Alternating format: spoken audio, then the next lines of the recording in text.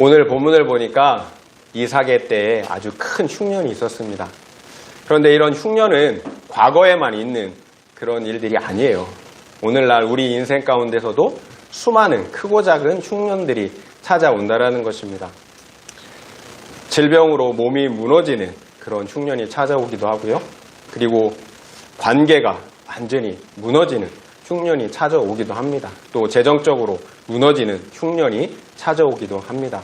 이렇게 수많은 흉년들이 우리에게 찾아온다라는 것입니다. 그런데 이런 흉년이 찾아올 때, 이런 어려움들을 만날 때 우리는 한 가지 깨닫게 되는 게 있다라는 거예요. 그 한 가지는 바로 우리에게 믿음이 없다라는 거예요. 우리가 평안할 때, 모든 것이 잘 될 때는 나도 괜찮은 믿음이 있는 것 같아요. 그런데 이런 흉년이 오면 내 믿음이 없는 거예요. 두려워하는 거예요. 근심하고 염려하는 거예요. 수단과 방법을 쫓아가게 된다라는 거예요. 그렇다면 우리에게 인생에 이런 흉년이 찾아올 때 우리는 어떻게 해야 할까요? 오늘 본문 말씀을 통해서 함께 살펴보면서 은혜를 나누기를 원합니다. 1절, 2절, 오늘 본문 읽은 말씀 중에 1절, 2절을 함께 읽도록 하겠습니다. 시작. 아브라함 때에 첫 흉년이 들었더니 그 땅에 또 흉년이 들매 이삭이 그랄로 가서 블레셋 왕 아비멜렉에 이르렀더니 여호와께서 이삭에게 나타나 이르시되 애굽으로 내려가지 말고 내가 내게 지시하는 땅에 거주하라. 아멘. 우리가 아는 것처럼 아브라함 때에 아주 큰 흉년이 있었어요. 그런데 그 아들 이삭 때에 또다시 흉년이 찾아왔다라는 거예요. 결국 이삭은 식량을 찾아서 그랄로 내려가야 했습니다. 그랄은 가나안 땅의 최남단 지역으로 식량이 풍부했던 곡창지대였어요. 그런데 하나님은 그랄로 이주한 이삭에게 친히 나타나셨어요. 그리고 이삭에게 애굽으로 내려가지 말 것을 말씀하세요. 하나님께서 지시하시는 땅에 거주하라는 거예요. 결국 약속의 땅, 가나안 땅을 떠나지 말라라는 것입니다. 아마도 이삭은 그랄을 거쳐 애굽으로 내려가려고 했었던 것 같아요. 그래서 하나님께서 막으시기 위해서 찾아오신 것 같습니다. 3절, 4절 말씀을 또 읽어보겠습니다. 3절, 4절입니다. 이 땅에 거류하면 내가 너와 함께 있어 내게 복을 주고 내가 이 모든 땅을 너와 내 자손에게 주리라. 내가 내 아버지 아브라함에게 맹세한 것을 이루어 내 자손을 하늘의 별과 같이 번성하게 하며 이 모든 땅을 내 자손에게 주리니 내 자손으로 말미암아 천하 만민이 복을 받으리라. 아멘. 하나님은 애굽으로 내려가려고 했던 이삭의 발걸음을 막으세요. 그리고 아브라함에게 하셨던 것처럼 이삭과도 언약을 체결하십니다. 그런데 이삭에게 약속하신 복은 하늘에서 갑자기 뚝 떨어진 그런 것이 아니에요. 이미 아브라함에게 약속하셨던 복이라는 것입니다. 어떤 복이었나요? 바로 그 땅과 자손에 대한 복이에요. 내 자손을 하늘의 별과 같이 많게 하여서 그 자손들에게 그 땅을 주겠다라는 거예요. 그리고 내 자손으로 말미암아 천하 만민이 복을 받을 것이라는 것입니다. 새로운 것이 아니에요. 이미 아브라함에게 약속하셨던 복이라는 것입니다. 그래서 하나님은 내가 내 아버지 아브라함에게 맹세한 것을 이루어 내게 복을 주겠다라고 하시는 거예요. 아브라함에게 맹세한 그 언약을 이루시겠다라는 거예요. 그래서 이삭에게 복을 준다라는 거예요. 결국 이삭이 복을 받는 것은 아브라함에게 약속하신 그 언약 때문이라는 거예요. 5절도 함께 읽겠습니다. 5절 시작. 이는 아브라함이 내 말을 순종하고 내 명령과 내 율례와 내 법도를 지켰음이라 하시니라. 아멘. 내 말, 내 명령, 내 율례, 내 법도 다 같은 말이에요.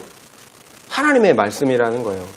이 하나님의 말씀, 동일한 하나님의 말씀을 네 가지 다른 단어로 반복해요. 그만큼 강조하고 있는 거예요. 내 아비 아브라함이 하나님의 말씀을 순종했다라는 거예요. 그러므로 내가 너에게 복을 준다라는 거예요. 언약의 복을 약속하신다라는 거예요. 그래요. 여기서 중요한 것은 아버지 아브라함의 순종이에요. 하나님께서 이삭에게 복을 약속하실 수 있었던 이유는 아브라함과 맺은 언약 때문이에요. 그런데 아브라함의 언약이 유효할 수 있었던 이유는 아브라함이 하나님의 말씀에 전적으로 순종했기 때문이라는 거예요.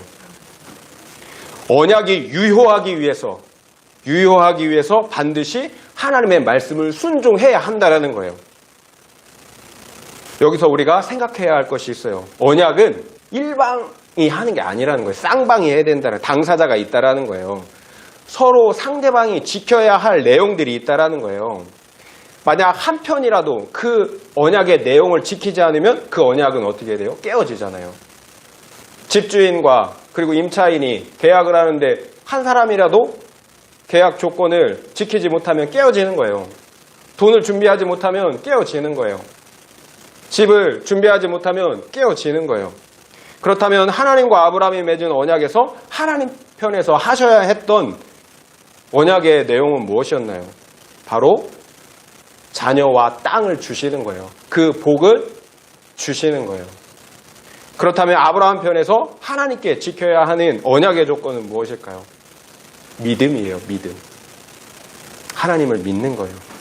우리가 잘 아는 것처럼 아브라함은 믿음의 사람이었어요. 그래서 100세에 얻은 독자 이삭을 번제로 드리라고 할 때까지 순종했다라는 거예요. 그러므로 자신이 가진 믿음의 진실성을 순종을 통해서 보여주었다라는 거예요. 그래요. 본절에서 말씀하고 있는 바는 아브라함이 하나님의 말씀에 철저히 순종함으로 그 언약을 지켰다라는 거예요. 여기서 우리가 결코 놓치지 말아야 하는 교훈은 하나님의 말씀에 대한 순종의 중요성이에요. 하나님께서 이삭에게 복을 주시는 것은 아브라함과 맺은 언약 때문이에요. 거짓말 하실 수 없는 하나님은 자신 스스로를 그 언약 안에 묶어 두신 거예요. 복을 주시기 위해서. 따라서 하나님은 무조건적으로 자신의 언약대로 아브라함과 그 자손들에게 축복을 해 주셔야 되는 거예요. 그러나 그 언약이 유효하기 위해서는 어떻게 해야 돼요? 아브라함이 그 언약의 조건을 이루어야 된다는 거예요. 반드시 지켜야 한다는 거예요. 감사하게도 아브라함은 하나님의 모든 말씀에 순종하였어요. 하나님이 인정해 주시잖아요. 순종했다라는 거예요. 하나님의 말씀에. 그러므로 그 언약의 조건을 다 준수했다라는 거예요. 하나님께서는 순종하는 믿음, 아브라함의 그 믿음을 인정해 주시는 거예요. 믿음과 순종의 관계는 마치 바늘과 실과의 관계랑 같다라는 거예요. 따라서 믿음이 가는 곳에는 반드시 순종이 따라가게 되어 있다라는 거예요. 물론 성경이 인간에게 요구하는 순종은 완전함을 의미하진 않아요. 어떤 인간도 완전할 수는 없어요. 예수 그리스도처럼 완전하게 순종할 수는 없다라는 거예요. 다만 하나님께서 우리에게 요구하시는 순종은 진실함이에요. 부족하지만 각자의 능력 안에서 최선을 다하는 거예요. 하나님의 말씀을 순종하기 위해서 몸부림치는 거예요.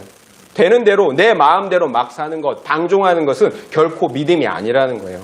그렇다면 여러분은 하나님의 말씀을 순종하기 위해 매일 하나님의 말씀을 듣고 계십니까? 그리고 그 말씀을 순종하기 위해 기도하며 몸부림치고 계십니까? 아니면 되는 대로 하루하루를 막 살아가고 계십니까? 한번 생각해 보시면 좋겠습니다. 우리가 반드시 기억해야 할 것, 우리가 그 언약 안에 있다라는 증거는 말씀에 대한 순종이라는 사실을 잊지 말아야 한다는 거예요. 여기에서 우리가 또 알 수 있는 것은 하나님의 구원은 100% 은혜이지만 공짜는 아니라는 거예요. 누군가 우리를 위하여 순종하고 희생했기 때문에 우리가 그 은혜를 받을 수 있었다라는 거예요. 그래요. 우리가 구원받는 것은 우리가 십자가의 언약에 참여할 수 있기 때문이에요. 그런데 그 십자가의 언약이 유효할 수 있었던 이유가 바로 우리 주 예수 그리스도께서 십자가에서 죽으시기까지 아버지 하나님의 말씀에 순종하셨기 때문이라는 거예요. 우리는 십자가의 언약 안에 있을 때 하나님께서 우리에게 약속하신 죄사함과 영생의 복을 받게 돼요.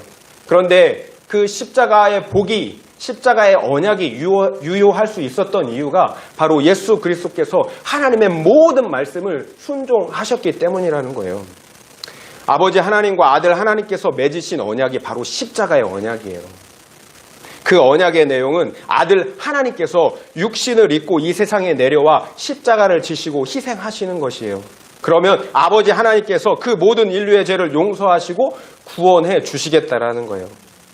다시 말씀드리면 아들 하나님의 철저한 순종의 조건으로 아버지 하나님께서 인류에게 죄 사함과 구원의 복을 베풀어 주시겠다라는 거예요. 이것이 아버지 하나님과 아들 하나님께서 맺은 십자가의 언약인 거예요.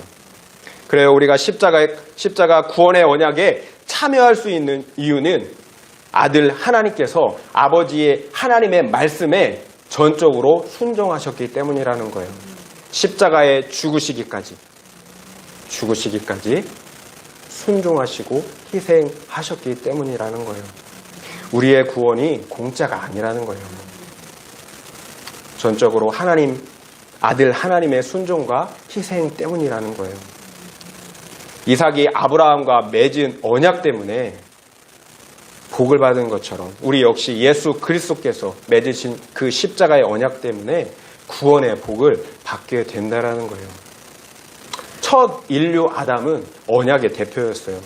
그런데 그 언약의 대표가 하나님의 말씀에 불순종했어요. 그래서 그 언약 안에 있는 자신을 포함한 언약 안에 있는 모든 인류가 죽음의 저주 아래 놓이게 되었다라는 거예요.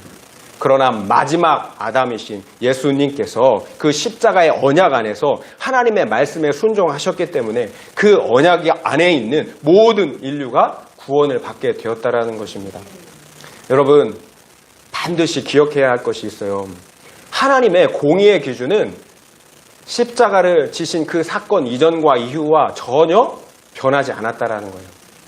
하나님의 공의의 기준은 하나님의 말씀을 행할 때 의롭다라는 거예요. 하나님의 말씀을 행할 때 생명이 있다라는 거예요. 그런데 우리가 하나님의 말씀을 순종할 수가 없어요. 그래서 하나님의 아들 예수 그리스도께서 그 말씀을 대신 순종해 주셨다라는 거예요. 우리가 그 예수 그리스도를 믿을 때 하나님께서 그 순종의 의를 우리의 것 되게 해 주신다라는 거예요. 그래서 우리의 죄를 사하시고 우리를 구원해 주신다라는 것입니다. 이것이 십자가의 언약인 거예요. 결국 십자가의 언약은 하나님께서 아브라함과 맺은 언약의 궁극적인 목표였고 성취예요. 바로 내 자손으로 말미암아 천하 만민이 복을 받을 것이라는 그 언약의 말씀의 성취라는 거예요. 계속 말씀드리지만 하나님은 아브라함과 맺은 언약을 통해서 전 인류를 구원하시겠다라는 계획을 시작하셨어요. 그리고 그 구원의 계획을 예수 그리스도와 맺은 십자가의 언약으로 마침내 성취하신 거예요. 따라서 우리는 반드시 그 십자가의 언약 안에 있어야 되는 거예요. 그 구원의 언약 안에 있어야 된다는 거예요. 그렇다면 이런 의문이 생겨요. 하나님께서 아브라함에게 약속하시고 맹세하셨다면 굳이 이삭과 또다시 언약을 체결할 필요가 있느냐라는 거예요. 아브라함에게 그냥 약속하신 대로 이삭에게 복을 주시면 안 되느냐라는 거예요. 여기에서 우리는 하나님의 언약이 자손들을 포함하는 포괄적인 언약이지만 동시에 개별적인 언약이라는 사실도 잊지 말아야 하는 거예요. 그래요. 하나님께서 총체적인 복을 약속하셨어요.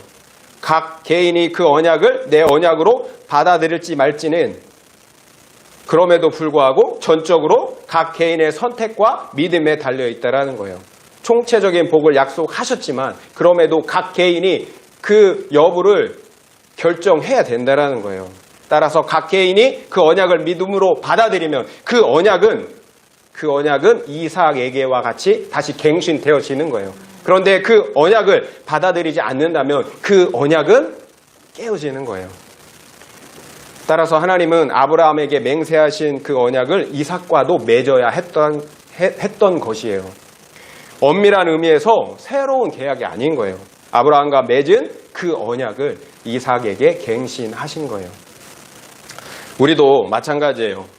십자가의 언약이 아무리 확실할지라도 우리 역시 개별적으로 하나님과 그 십자가의 언약을 맺어야 한다는 거예요. 그래요. 믿음은 각자예요. 그리고 그 믿음에 따른 구원도 각자예요.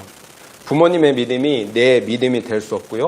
반대로 내 믿음이 부모님의 믿음이 될 수 없다라는 거예요. 그래서 우리가 부모님의 구원을 위해서 또 자녀의 구원을 위해서 그렇게 마음을 애타며 기도하는 거죠. 따라서 우리 각자는 반드시 그 십자가의 언약 안에 있어야 되는 거예요. 십자가의 언약을 맺어야 한다는 거예요. 그래야 그 구원의 언약, 그 언약 안에 있는 복을 받을 수 있다는 거예요. 그렇다면 그 언약의 조건은 무엇일까요? 하나님은 이삭에게 이 땅, 가나안 땅에 거류하면 내가 너와 함께 있어 복을 주시겠다라고 말씀하세요. 그래요. 그 언약의 조건은 오직 가나안 땅에 거류하는 거예요. 가나안 땅에 거주하는 거예요. 우리에게 약속하신 복을 받는 유일한 조건은 예수 그리스도 안에 머무는 거라는 거예요. 다른 조건은 없어요. 예수 그리스도 안에 머물면 되는 거예요. 사도행전 4장 12절 말씀을 여러분에게 읽어드리겠습니다. 다른 이로서는 구원을 받을 수 없나니 천하 사람 중에 구원을 받을 만한 다른 이름을 우리에게 주신 일이 없음이라 하였더라. 다른 이로서는 구원을 받을 수 없나니 천하 사람 중에 구원을 받을 만한 다른 이름을 우리에게 주신 일이 없음이라 하였더라. 아멘. 우리가 다른 사람들의 주장과 종교는 존중할 수 있어야 돼요. 그러나 다른 종교에도 구원이 있다고 당신들도 옳다고 이렇게 말할 수는 없다라는 거예요. 세상 사람들을 사랑하고 존중해야 하지만 그들의 주장에는 동의할 수 없다라는 거예요. 왜냐하면 창조주 하나님께서는 오직 예수 그리스도만을 우리의 구원자로 세워주셨기 때문이에요. 하나님은 구원받을 만한 다른 이름을 우리에게 주신 일이 없다고 분명하게 말씀하고 계신다라는 거예요. 하나님께서 말씀하시는데 인간이 어떻게 그것에 대해서 반박할 수가 있겠어요? 그래서 세상 사람들을 사랑하고 존중해야 하지만 구원의 그 진리에서만큼은 결코 타협할 수가 없다라는 거예요. 그러나 세상 사람들은 다르게 말해요. 서울 가는 길 많지 않냐? 에베레스트 올라가는 길 많지 않냐? 구원받는 길, 천국에 가는 길도 많지 않겠냐? 다른 종교에도 구원이 있다. 이렇게 얘기한다라는 거예요. 그런데 이런 비유들의 아주 치명적인 약점이 있어요. 서울 가는 길, 에베레스트 올라가는 길, 어때요? 많죠? 왜 그래요? 우리가 갈 수 있는 길이니까 많은 거죠. 그런데 천국은 우리 인간의 힘으로 갈 수 있는 곳이 아니라는 거예요. 서울, 에베레스트 어디든 우리가 갈 수 있어요. 그러니까 길이 많죠. 근데 천국은 우리가 갈 수 없는 곳이라는 거예요. 길이 없다라는 거예요. 하나님께서 직접 우리를 데려가시지 않으면 갈 수 없는 곳이 천국이라는 거예요. 그래서 하나님께서 유일한 한 길을 우리에게 주신 거예요. 그 길이 바로 예수 그리스도세요. 요한복음 14장 6절 말씀을 여러분에게 읽어드리겠습니다. 예수께서 이르시되 내가 곧 길이요 진리요 생명이니 나로 말미암지 않고는 아버지께로 올 자가 없느니라. 내가 곧 길이요 진리요 생명이니 나로 말미암지 않고는 아무도 아버지께 천국에 갈 수 없다라는 거예요. 예수만이 길이고 진리고 생명이에요. 따라서 예수님을 통하지 않고는 어떤 누구도 하나님 아버지께 나아갈 수가 없는 거예요. 우리가 길을 가다가 보면 간혹 도를 아십니까? 라고 이렇게 물어보면서 이렇게 접근하는 사람들이 있어요. 증산도 사람들이죠. 여기에서 도를 아십니까? 이 도가 바로 길이에요. 길도자, 길을 아십니까? 라는 의미예요. 하나님의 나라에 가는 유일한 그 길이 바로 예수 그리스도예요. 그러면 우리는 그 도를 아는 사람들인 거죠.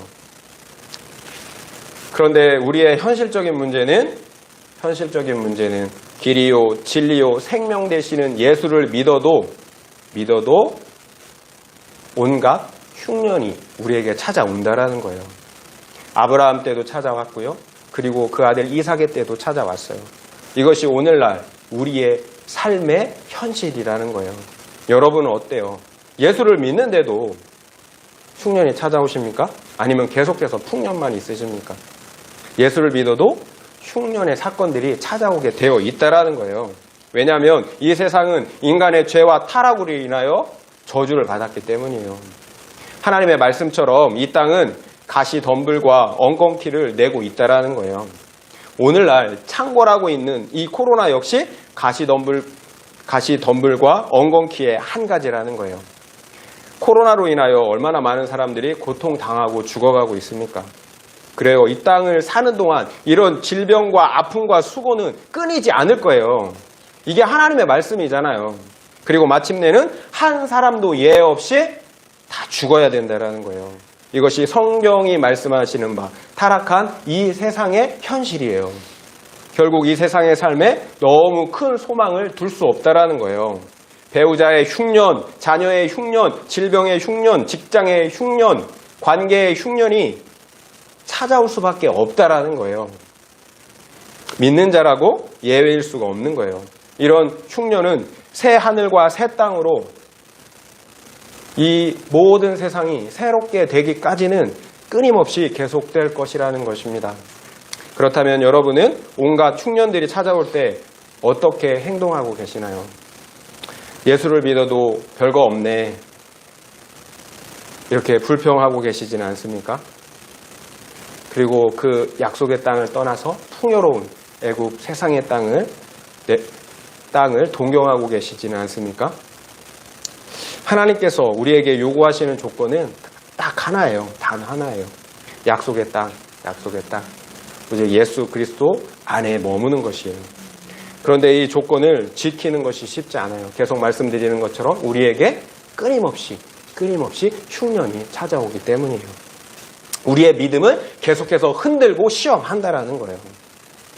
제가 최근 한 선교사님의 설교에서 정말 충격적인 얘기를 들었어요. 미국 한인교회에서 실제 있었던 일이에요. 모든 성도님들과 사람들에게 칭찬을 받던 한 장로님이 계셨다고 합니다. 교회를 어찌나 사랑하는지, 또 봉사를 얼마나 많이 하는지 그런 장로님이 없는 거예요. 그뿐만이 아니에요. 세상에서도 굉장히 성공한 사업가였어요. 그런데 이분이 건강검진을 받다가 그만 암이라는 것을 발견하게 된 거예요. 그리고 3개월 시한부 판정을 받았다고 합니다. 결국 이 장로님은 병원에 입원하시게 되었어요. 많은 성도님들이 수없이 찾아가서 그 장로님을 위로하고 기도하고 예배했다고 해요. 그런데 이 장로님이 누워서 눈도 꼼짝하지 않고 그냥 누워있다라는 거예요. 찬송도 안 하시고 아멘도 안 하시는 거예요. 처음에는 사람들이 낙심이 크시구나 이렇게 생각을 했대요. 그런데 시간이 지나도 매번 그러더라는 거예요. 낙심하고 충격받은 것하고는 완전히 형태가 다르다라는 거예요. 마치 하나님이 없는 것처럼 행동하더라는 거예요.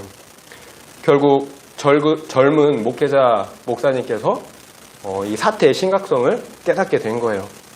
이분의 구원을 확신할 수가 없게 된 거예요. 너무 안타까운 나머지 이 목사님께서 혼자 그 장로님을 찾아갔다고 합니다.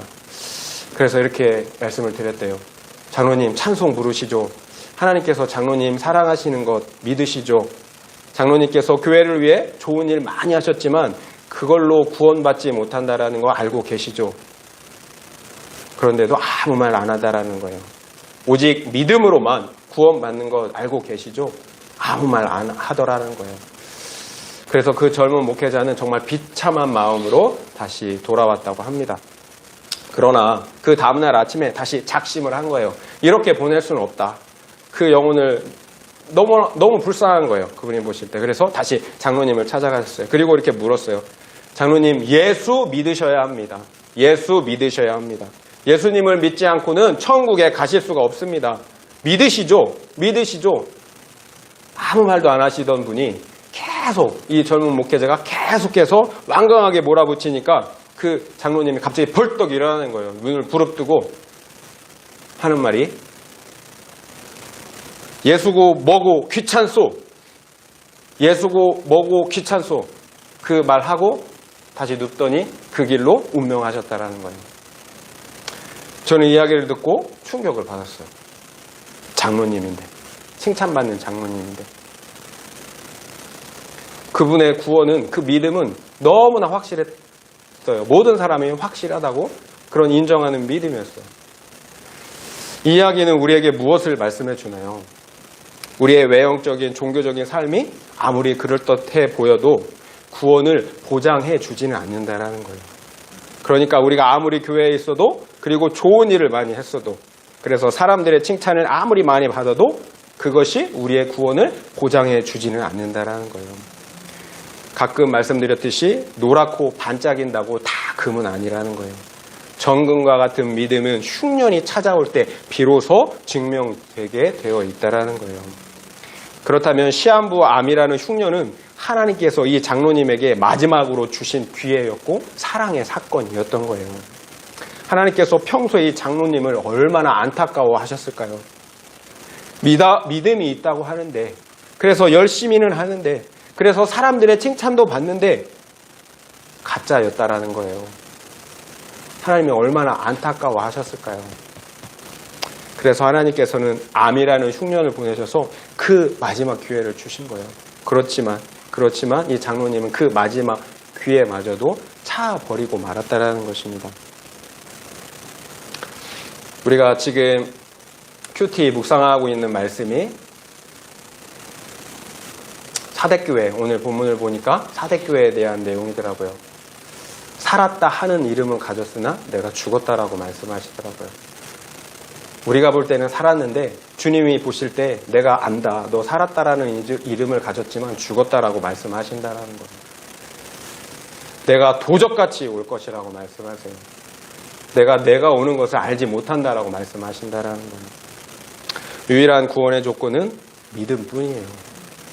어떤 흉년이 찾아와도 하나님께서 지시하신 그 땅 예수 그리스도 안에 머물러 있는 거예요.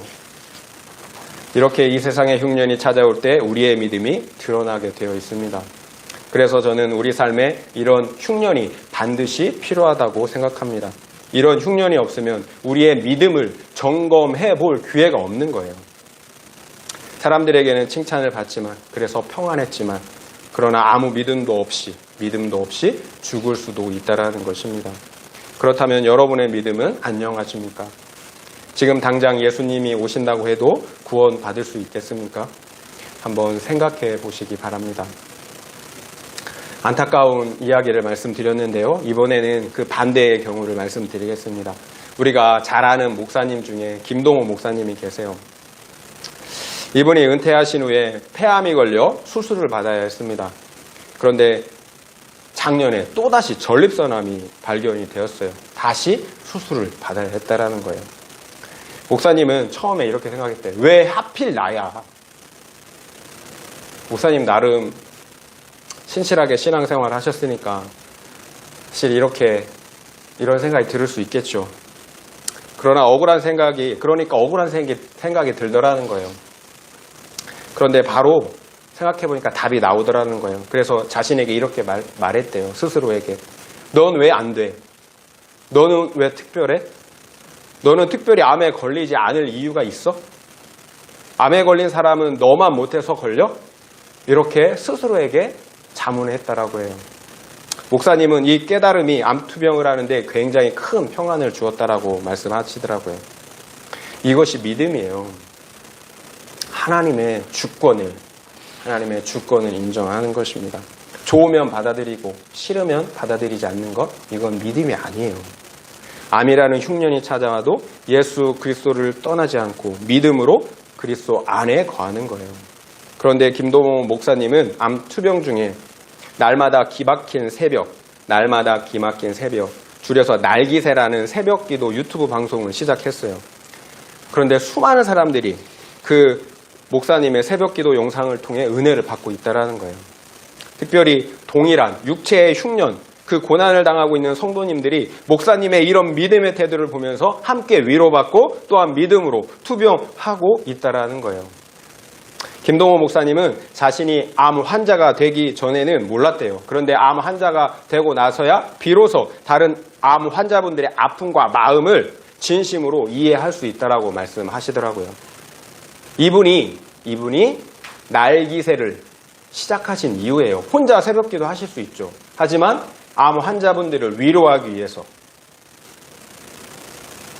하루에 처음 시간을 어디 가서 새벽기도 할 수 없는, 몸이 불편해서 할 수 없는 사람들에게 영상으로 새벽기도 할 수 있도록 날기새를 시작하신 거예요.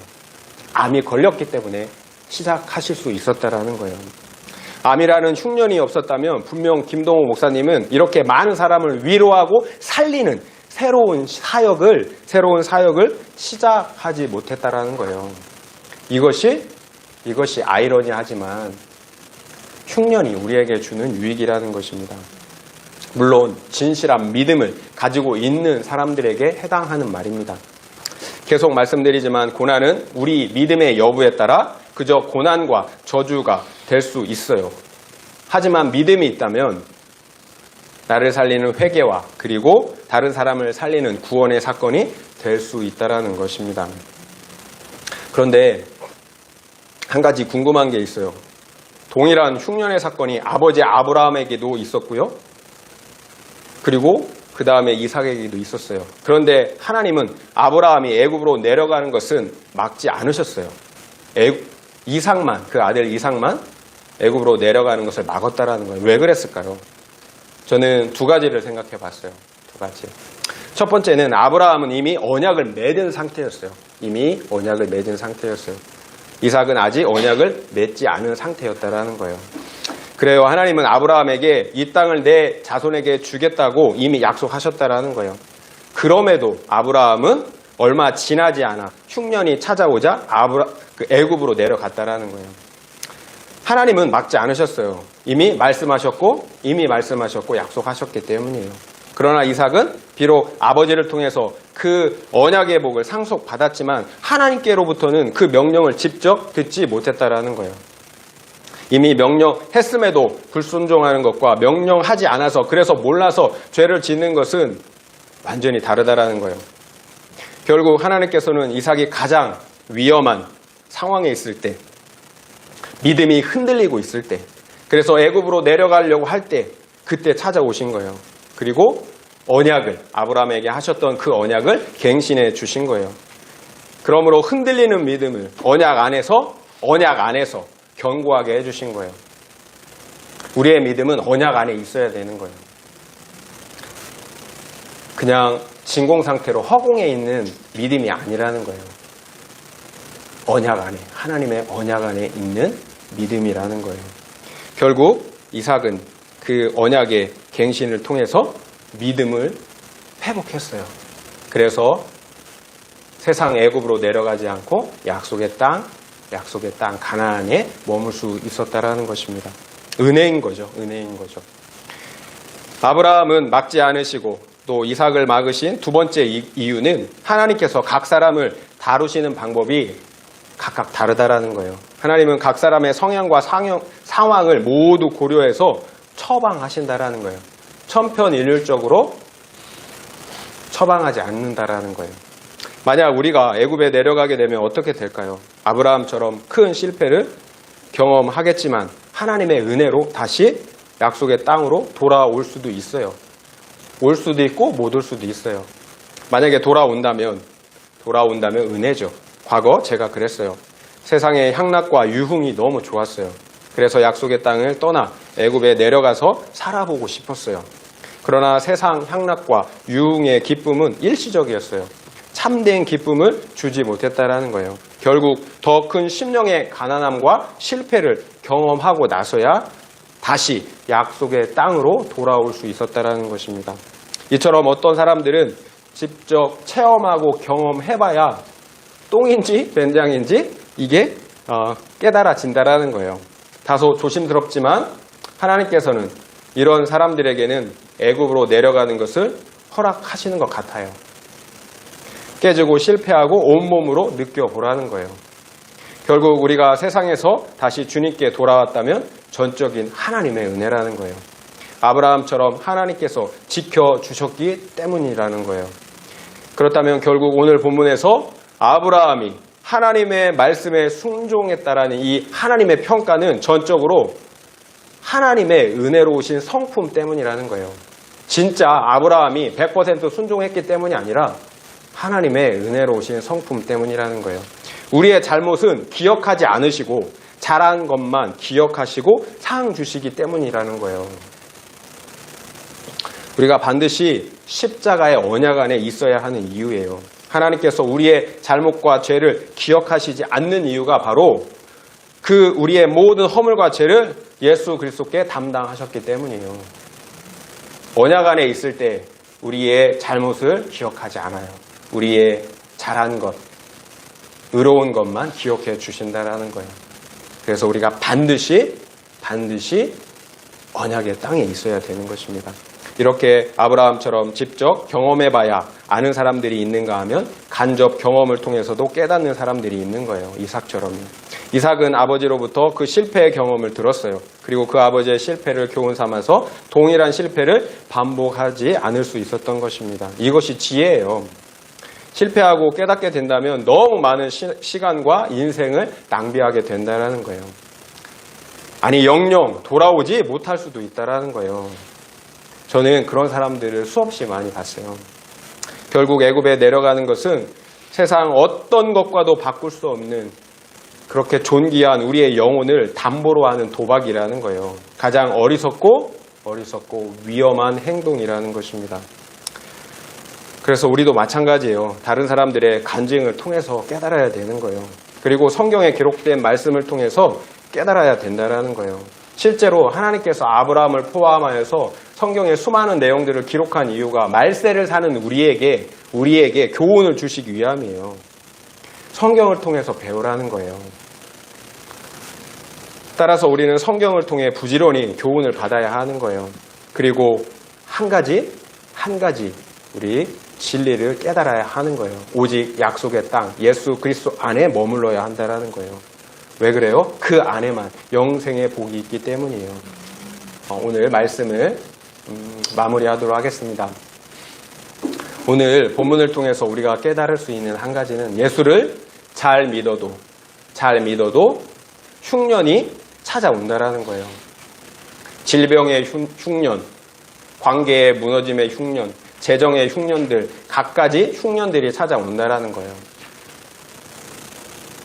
그런데 이런 흉년들이 찾아올 때 어떻게 해야 할까요?